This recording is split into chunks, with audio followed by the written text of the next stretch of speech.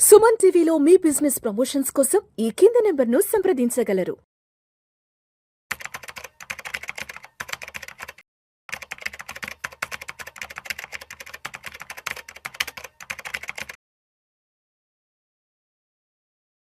నమస్తే అండి, welcome to Suman TV. నేను విజయ్ గారు.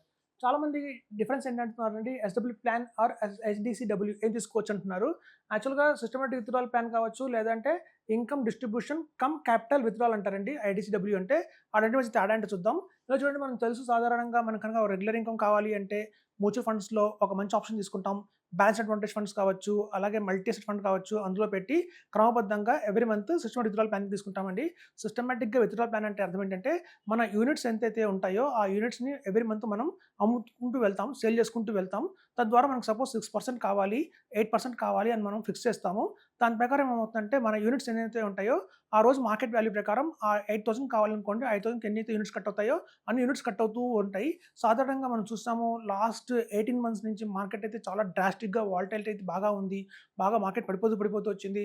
84,000 లెవెల్స్లో నుంచి చూస్తే మనకి 72,000 దాకా వచ్చింది. మళ్ళీ 76,000 నుంచి 82,000 దాకా వెళ్ళింది. మళ్ళీ 71,000 దాకా, అలా బాగా మార్కెట్ అయితే చాలా అప్ అండ్ డౌన్స్ అయితే బాగా ఉంది. ఎట్లాంటి టైంలో ఏం జరిగింది, పెద్ద మిస్టేక్ జరిగింది. చాలా మందికి ఏంటి లాస్ అయ్యారు. వాళ్ళు చూస్తుండగానే యూనిట్స్ బాగా కట్ అయిపోతూ వస్తున్నాయి యూనిట్స్. సో ఎవ్రీ మంత్ అలా యూనిట్స్ కట్ అవడం వల్ల మార్కెట్ ఎప్పుడైతే డౌన్ఫాల్లో ఉంటుందో మనకు కావాల్సిన 8,000 కానివ్వండి, 20,000 కానివ్వండి, మనకి యూనిట్స్ ఎక్కువ కట్ అవుతాయి. ఎప్పుడైతే మార్కెట్ డౌన్ అయిందో ఎన్ఐవి పడిపోతుంది కాబట్టి మనకి దానికి ఈక్వల్గా రిటర్న్స్, మనకి ఇంట్రెస్ట్ కావాలి కాబట్టి ఎక్కువ యూనిట్స్ కట్ అవుతూ ఉంటాయి.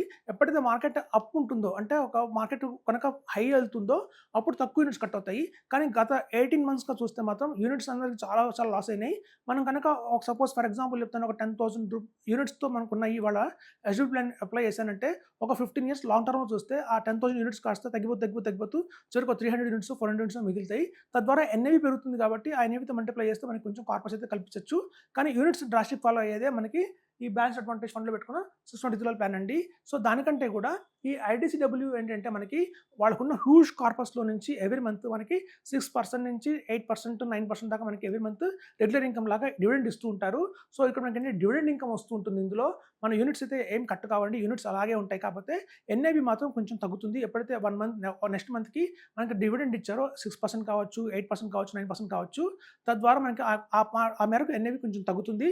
మళ్ళీ మార్కెట్ పెరిగితే ఆ ఎన్ఐవి పెరుగుతుంది. సో యూనిట్స్ మాత్రం కట్ కావు. ఇక్కడ ఏంటంటే మనం ఎవ్రీ మంత్ అమ్మట్లేదు, వాళ్ళ దగ్గర ఉన్న కార్పస్లో నుంచి మనకి ఇస్తున్నారు.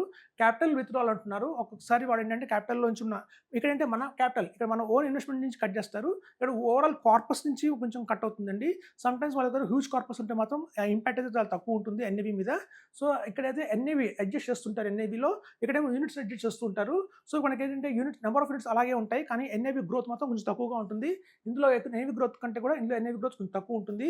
కాబట్టి ప్రిన్సిపల్గా చూస్తే మనకి పెరుగుతుందా, ఇప్పుడు చూడండి చాలామంది ఐడిసి ప్లాన్, సిస్టమేటిక్ ప్లాన్లో మనం ఒక 10 years హారిజన్ కనుక వెయిట్ చేస్తే మనకి ప్రిన్సిపల్ డబల్ అవ్వచ్చు, లేదా 15 years వెయిట్ చేస్తే ప్రిన్సిపల్ డబల్ అవ్వచ్చు అనుకుంటారు.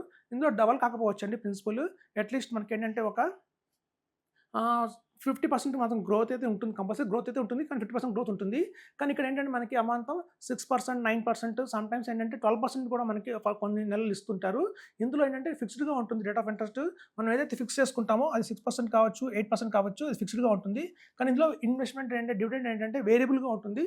6 to 9% వేరియబుల్గా ఉంటుంది. సపోజ్ ఎవరైనా నాకు రీసెంట్గా ఒక క్లయింట్ వచ్చారు, ఒక హౌస్ వైఫ్ ఆవిడ, వాళ్ళ ఫాదర్ నుంచి ఆవిడ కొంత అమౌంట్ వచ్చింది, ఒక 50 lakhs దాకా వచ్చింది. ఆవిడకి ఏంటంటే కమిట్మెంట్స్ లేవు, ఎందుకంటే రెంట్ ఆవిడ కట్టదు, పిల్లల స్కూల్ ఫీజు ఆవిడ కట్టదు. సో అలాంటి కమిట్మెంట్స్ ఆవిడకి లేవు.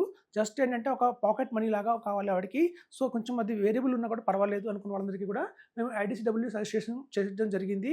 అలాగే కొంతమంది ఉంటారు, పెన్షనర్స్ ఉంటారు, వాళ్ళకి ఆల్రెడీ రెగ్యులర్గా వాళ్ళకి గవర్నమెంట్ నుంచి 80,000 కావచ్చు, 50,000 కావచ్చు పెన్షన్ వస్తూ ఉంటుంది. సైడ్గా అదర్ ఇన్కమ్ ఏదైతే ఉంటుందో 20,000 కావచ్చు, 30,000 కావచ్చు, అది వేరియబుల్గా వచ్చినా కూడా పర్వాలేదు. సో ఎప్పుడైతే మనకి ఫిక్స్డ్గా ఇన్కమ్ అక్కర్లేదు, నాకేం కమిట్మెంట్స్ లేవు, సో కాబట్టి ఒక వేవరింగ్గా అమౌంట్ వచ్చినా పర్వాలేదు అనుకున్న వాళ్ళందరికీ కూడా ఇది మంచి ఆప్షన్ అండి, ఐడిసిడబ్ల్యూ ఆప్షన్. ఇది కేవలం రెగ్యులర్ ఇన్వెస్ట్మెంట్స్లో రెగ్యులర్ ఇన్కమ్ కావాలనుకున్న వాళ్ళకి మాత్రమే ఈ ఐడిసిడబ్ల్యూ ఆప్షన్ తీసుకోండి. కొంతమంది ఈవెన్ మనకి ఈ ఆప్షన్ ఈక్విటీ స్కీమ్స్లో కూడా ఉంటుంది. ప్రతి ఫ్లెక్సీ క్యాప్కి, ప్రతి మిడ్ క్యాప్కి కూడా గ్రోత్ ఆప్షన్ ఉంటుంది, ఐడిసిడబ్ల్యూ ఆప్షన్ ఉంటుంది. ఎవరైతే ఈక్విటీలో పెడతారో వాళ్ళు గ్రోత్ ఆప్షనే తీసుకోండి.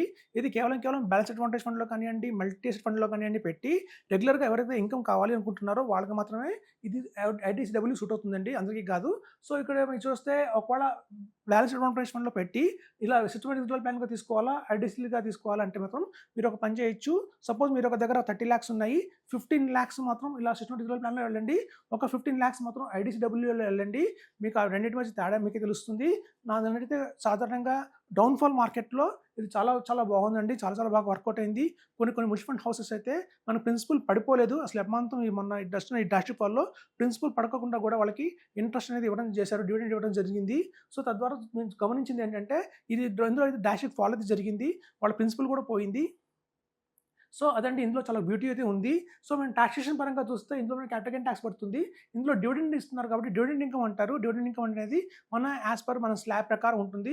సపోజ్ మీరు గనుక ఒక హౌస్ వైఫ్ కావండియండి, లేకపోతే మీరు రిటైర్డ్ అయిపోయారు. మీరు గనక టాక్స్ బ్రాకెట్‌లో లేరు అనుకుంటే మాత్రం మీకు అలాంటి వాళ్ళకి కూడా ఈ డివిడెండ్ ఇన్‌కమ్ మనకి టాక్స్ లా ప్రకారం కాబట్టి ఇక్కడ మీకు టాక్స్ అనేది ఫ్రీ ఉంటుంది. ఇక్కడ మనం కొద్దో గొప్ప టాక్స్ కట్టాల్సి వస్తుంది. సో, అలా చూసినా కూడా మీకు ఐటీసీడబ్ల్యూ అనేది మంచి ఆప్షనే ఉంది మార్కెట్‌లో. సో, అదండి దీన్ని నెగ్లెక్ట్ చేయకండి ఐటీసీడబ్ల్యూని. సో, ఎవరికైతే రెగ్యులర్ ఇన్‌కమ్ కావాలి అనుకుంటున్నారో వాళ్ళందరూ కూడా కొంత గొప్పో మీరు ఇందులో పెట్టినా కూడా కొంత ఇందులో కూడా ఇన్వెస్ట్‌మెంట్ చేయండి. అప్పుడు అన్నిటి మధ్య తేడా ఏంటనేది మీకు గమనించిన తర్వాత పూర్తిగా ఐటీసీడబ్ల్యూకి షిఫ్ట్ అవ్వటమా లేదా మళ్ళీ బ్యాక్ రావటం చూసుకోవచ్చు మీరు. సో, అదండి ఎప్పుడైతే మనకు దీని నుంచి అవగాహన లేదో అది మనకి రాంగ్ అని చెప్పి కమిట్ అయిపోకూడదు. చూసిన తర్వాత ప్రాక్టికల్‌గా మనం తెలుసుకున్న తర్వాత మాత్రమే ఒక నిర్ణయానికి అయితే రావాలని చెప్తున్నాను. Thank you.